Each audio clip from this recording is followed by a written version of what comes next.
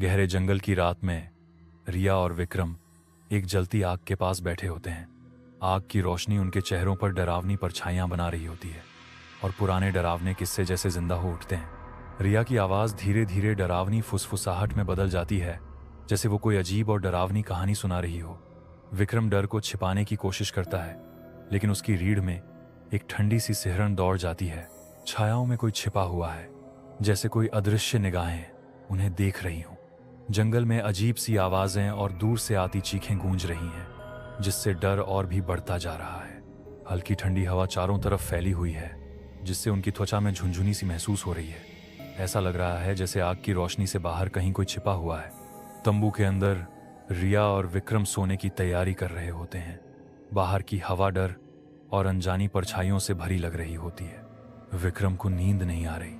रिया की डरावनी कहानी उसके दिमाग में घूम रही है।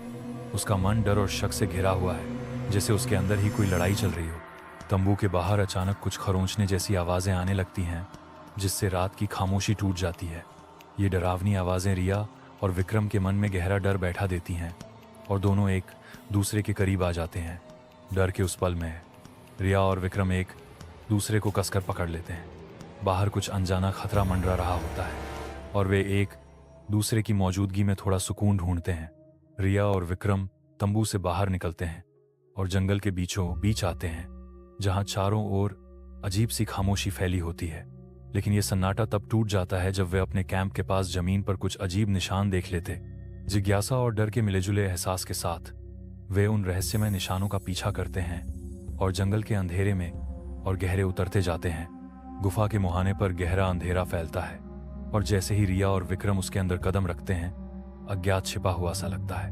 गुफा में अजीब आवाजें गूंज रही हैं और जैसे जैसे वे और गहरे अंदर जाते हैं, डर और भी बढ़ता जाता है। गुफा के अंदर एक कमरे में एक अजीब मूर्ति दिखाई देती है, जो जैसे रिया को कुछ वर्जित चीज को छूने का इशारा कर रही हो। जैसे ही रिया मूर्ति को छूती है, गुफा कांप उठती है और तभी चारों ओर अराजकता फैलने लगती है, जैसे प्राचीन शक्तियां जाग उठी हों।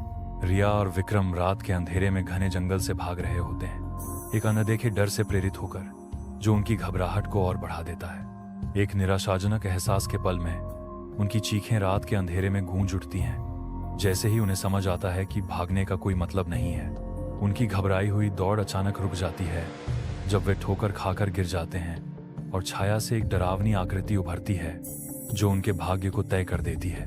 डरावना राक्षस उन पर झपटता है और उसकी भयानक शक्ल उनके आखिरी संघर्ष का संकेत देती है।